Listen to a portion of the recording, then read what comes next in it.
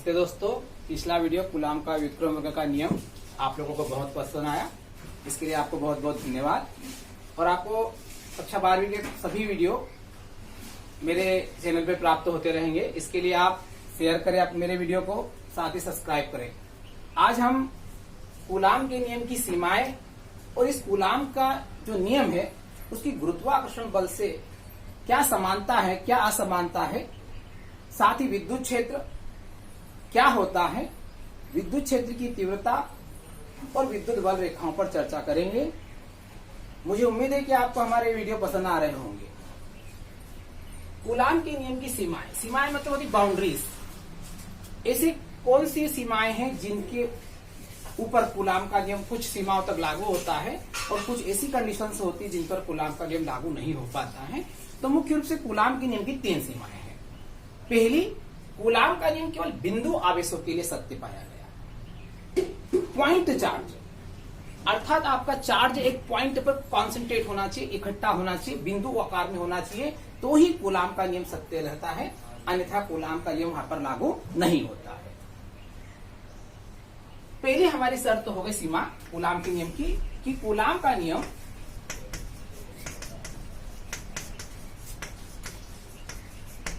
बिंदु आवेश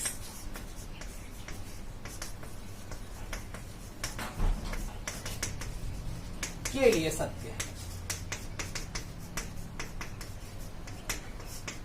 अर्थात अगर आवेश डिस्ट्रीब्यूट है तो यह नियम लागू नहीं होगा। दूसरा है कूलाम का नियम स्थिर आवेश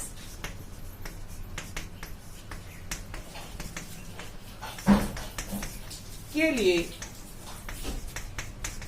ही सत्य है। कूलाम का नियम तभी लगेगा जब आपके चार्ज, पॉइंट चार्ज स्थिर अवस्था में हो। यदि गतिशील अवस्था में है तो फिर हम उन स्थितियों में बल निकालने के लिए दूसरे लॉ और दूसरे नियमों को सीखेंगे। पर अभी हम देखें कि कूलाम के नियम की 2 सीमा आपके सामने मैंने लिखी। पहली है कि कूलाम का नियम केवल बिंदु आवेश के लिए सत्य है, कूलाम का नियम स्थिर आवेशों के लिए ही सत्य है। और तीसरी शर्त है कूलाम के नियम की कि कूलाम का नियम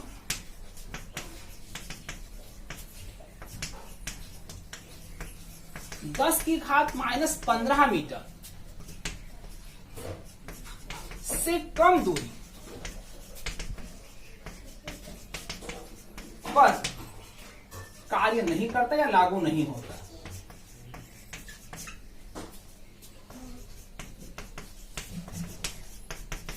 क्योंकि 10⁻15 मीटर से जब कम दूरी हो जाती है तो वहां एक नया प्रकार का बल उत्पन्न हो जाता है जिसे नाभिकीय बल कहते हैं। अतः इस दूरी से कम दूरी पर कूलाम का व्युत्क्रम वर्ग का नियम लागू नहीं होता है। इस प्रकार हम देखते हैं कि कूलाम के नियम की 3 शर्तें हैं। 2 आवेशों के मध्य बल कार्य करता है, यह बल स्थिर वैद्युत बल कहलाता है।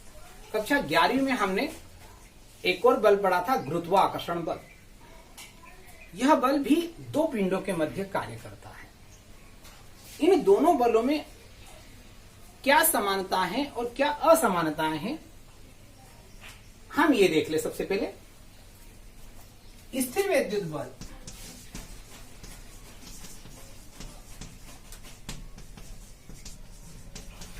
और गुरुत्वाकर्षण बल।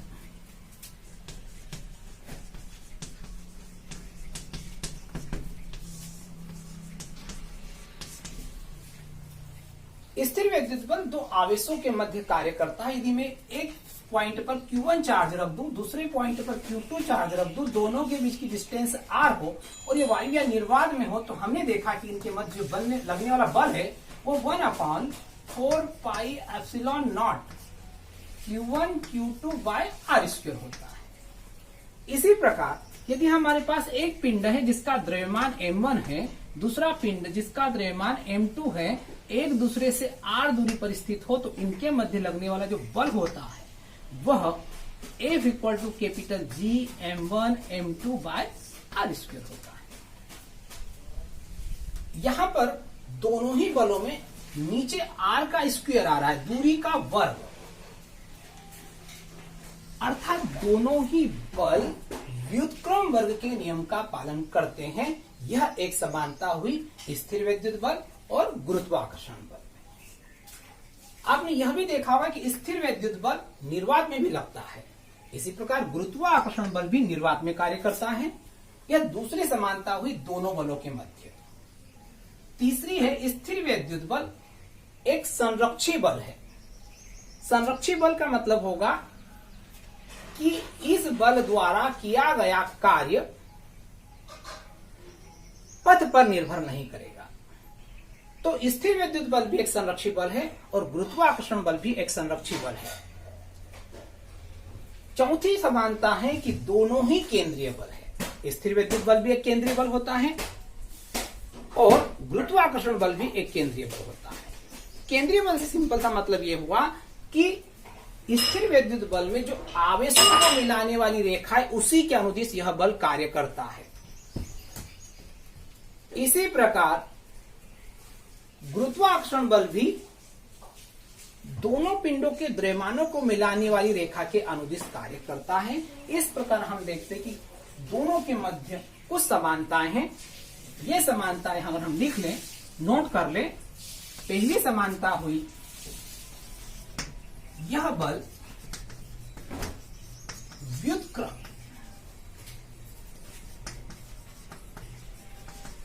वर्ग का पालन करता है।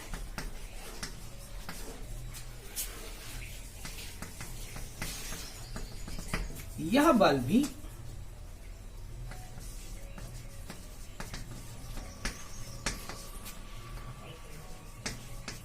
व्युत्क्रम वर्ग के नियम का पालन करता है।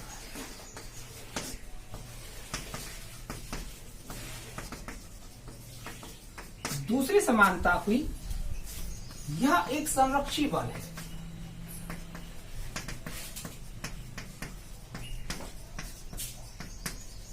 अर्थात इस बल द्वारा किया गया कार्य पथ पर निर्भर नहीं करता है। यह भी एक संरक्षी बल है।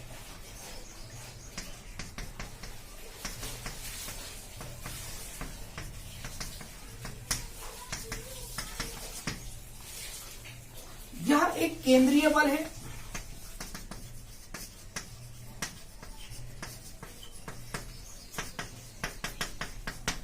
यह भी एक केंद्रीय बल है।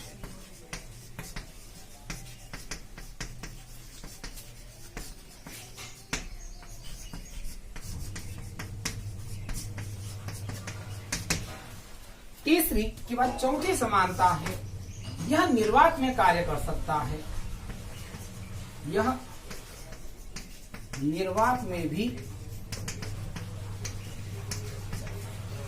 कार्य करता है या लगता है। यह भी निर्वात में कार्य करता है या लगता है। इन समानताओं के बावजूद भी दोनों ही बलों में कुछ असमानताएं भी हैं। ये हमारी दोनों की समानताएं हुई।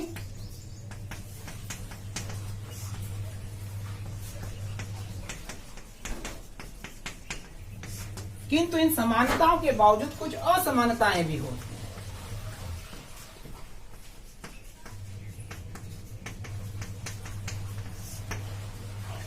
इन असमानताओं पर भी हम देख ले जरा। पहली है, आपने देखा होगा कि स्थिर वैद्युत बल में जो बल होता है वो आकर्षण और प्रतिकर्षण दोनों प्रकृति का होता है, किंतु गुरुत्वाकर्षण बल सदैव आकर्षण प्रकृति का ही होता है। दूसरी अगर असमानता की हम बात करें तो यह बल आवेश की मात्रा पर निर्भर करता है, जबकि गुरुत्वाकर्षण बल द्रव्यमानों पर निर्भर करता है। स्थिर वैद्युत बल एक सार्वत्रिक बल नहीं है, जबकि गुरुत्वाकर्षण बल एक सार्वत्रिक बल है, अर्थात वह माध्यम पर निर्भर नहीं करता है। इस प्रकार हमारे पास कुछ असमानताएं भी आई कि यह बल आकर्षण एवं प्रतिकर्षण दोनों प्रकृति का होता है।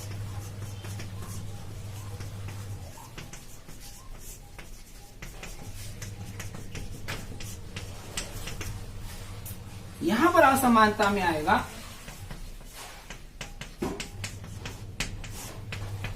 पहली है यह बल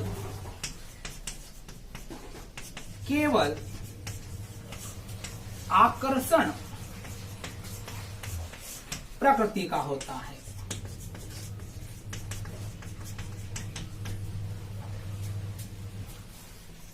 यह माध्यम पर निर्भर नहीं करता।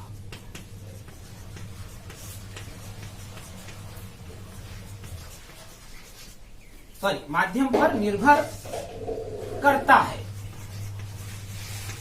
क्योंकि स्थिर विद्युत बल माध्यम पर निर्भर करता है, किंतु गुरुत्वाकर्षण बल माध्यम पर निर्भर नहीं करता। दोनों पिंडों के बीच की जो ये माध्यम रख दिया जाए उस पर निर्भर नहीं करता। तो यह बल माध्यम पर निर्भर नहीं करता। इसी प्रकार तीसरी असमानता मैंने आपको बताई थी कि यह बल माध्यम पर निर्भर नहीं होने के कारण यह क्या होगा, सार्वत्रिक बल है, और यह बल सार्वत्रिक नहीं है। यह आवेश की मात्रा पर निर्भर करता है।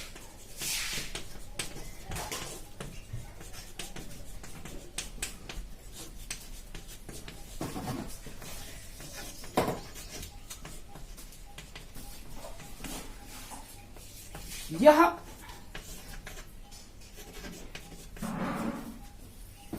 पिंडों के द्रव्यमानों पर निर्भर करता है।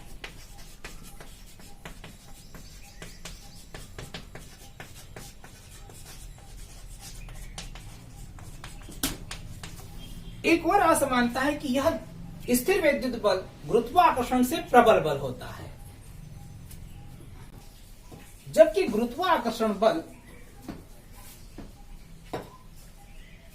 आपका जो गुरुत्वाकर्षण बल होता है वो दुर्बल बल होता है। किसकी तुलना में? स्थिर विद्युत बल की। तो एक असमानता हुई कि यह प्रबल बल है और गुरुत्वाकर्षण बल दुर्बल बल होता है। हमारा अगला टॉपिक है विद्युत क्षेत्र और विद्युत क्षेत्र की तीव्रता। आपने देखा होगा जब हम किसी स्वतंत्र आकाश में एक बिंदु आवेश को रख दे तो वह आसपास के दूसरे आवेशों पर बल लगाता है। यह बल कितने एरिया, कितने क्षेत्र तक वो लगा सकता है, या उस बिंदु आवेश के पर्यावरण में कोई दूसरा आवेश रख दे तो वो उस बल को कहां तक महसूस कर सकता है, वह पूरा क्षेत्र विद्युत क्षेत्र कहलाता है। माना मेरे पास एक बिंदु आवेश Q है। यदि यह बिंदु आवेश Q इतना एरिया ले लिया जाए, कवर कर लिया जाए, इस एरिया तक के अंदर आने वाले आवेशों पर यह उस बल लगा सके। यहां पर कोई बिंदु आवेश या कोई आवेश है हमारे पास, परीक्षण आवेश, तो यह उस पर बल लगा सके या यह बल को महसूस कर सके, तो इस पूरे एरिया को या इस पूरे क्षेत्र को ही हम नाम देते हैं विद्युत क्षेत्र। तो इसको डिफाइन कर सकते हैं, परिभाषित कर सकते हैं कि किसी आवेश के चारों ओर का वह क्षेत्र जहां पर कोई परीक्षण आवेश इसके द्वारा लगाए गए बल को महसूस कर सके, विद्युत क्षेत्र कहलाता है। एक बार हम और डिफाइन कर देते हैं इसको कि किसी बिंदु आवेश के चारों ओर का वह क्षेत्र जहां तक कोई अन्य आवेश मतलब परीक्षण आवेश इसके द्वारा लगाए गए बल को महसूस कर सके, इस क्षेत्र को विद्युत क्षेत्र कहते हैं।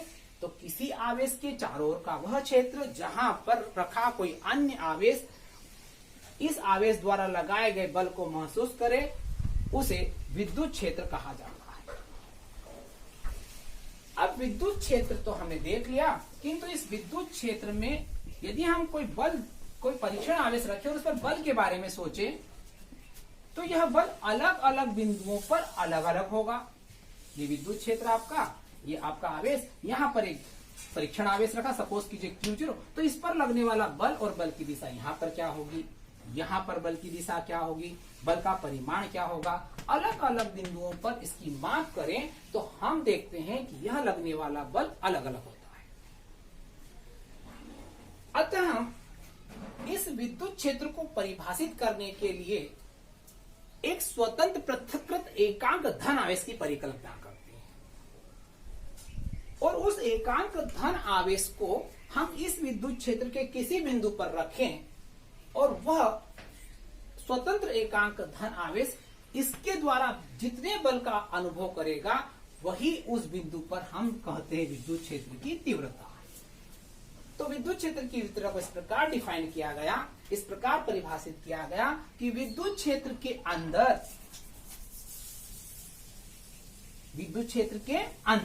किसी बिंदु पर रखा, ये बिंदु हमने लिया, कौन किसको रखा, एकांक धन आवेश, पृथक्कृत स्वतंत्र एकांक धन आवेश जितने बल का अनुभव करेगा, इसके द्वारा लगाएगा इस पर बल, जितने बल का अनुभव करेगा उसे नाम दिया गया विद्युत क्षेत्र की तीव्रता।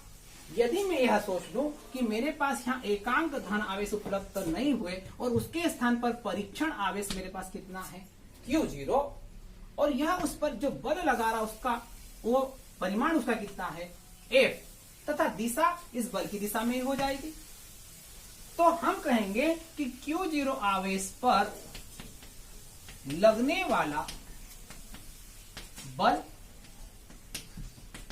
F है। तब एकांक आवेश पर लगने वाला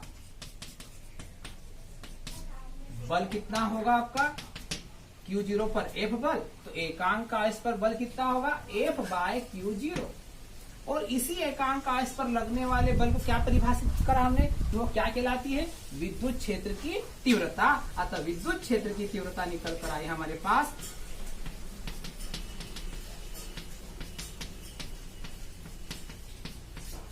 E बराबर F बाय Q0, जहां E ही हमारी विद्युत क्षेत्र की तीव्रता है।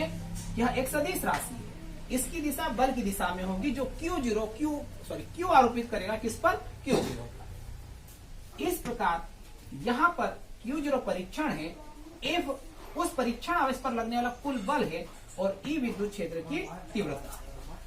यदि हम इसका मात्रक निकाले और इसका विमीय सूत्र निकाले तो देखें F बल है तो एसआई पद्धति में बल का मात्रक हुआ न्यूटन और Q0 परीक्षण आवेश है उसका मात्रक हुआ कूलाम। तो एसआई पद्धति में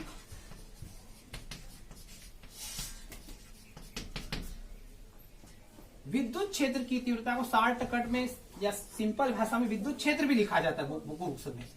तो विद्युत क्षेत्र का मात्रक न्यूटन प्रति कूलाम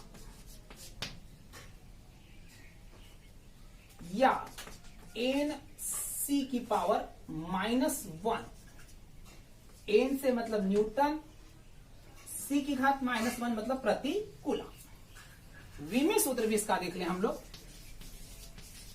विमीय सूत्र,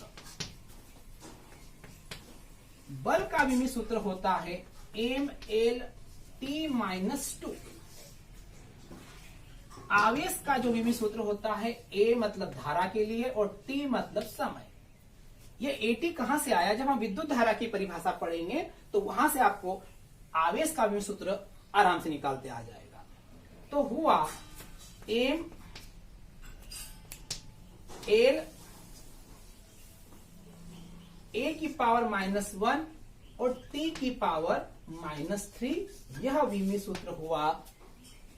सूत्र जो विद्युत क्षेत्र की तीव्रता का हुआ mLt-2 बल का, AT हुआ आवेश का, तो पूरा निकल के आया mL A की पावर -1 T की पावर -3।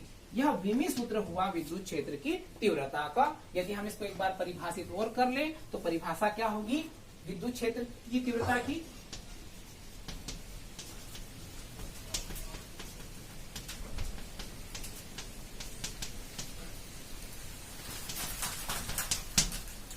विद्युत क्षेत्र के किसी बिंदु पर रखा, विद्युत क्षेत्र के अंदर किसी बिंदु पर रखा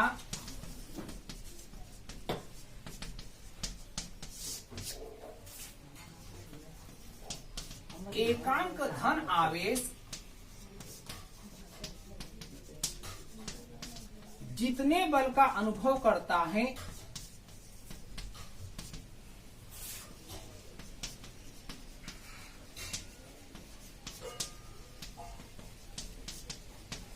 वह उस बिंदु पर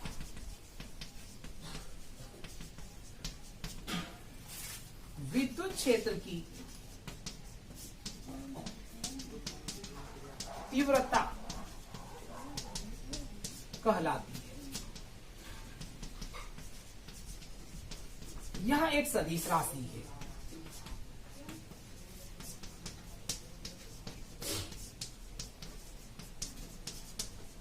इसे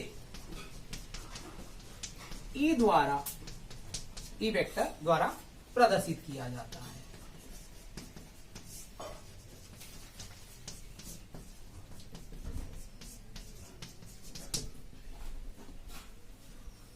इस प्रकार विद्युत क्षेत्र की तीव्रता किसे कहते हैं, उसका सूत्र क्या हुआ, उसका मात्रक क्या हुआ, उसका विभव सूत्र क्या हुआ, यह इस पूरे वीडियो में आपको मैंने बताया। आपको यदि ये वीडियो अच्छे लगते हैं तो आप मेरे चैनल को जरूर सब्सक्राइब करें और अपने दोस्तों को भी शेयर करें। धन्यवाद।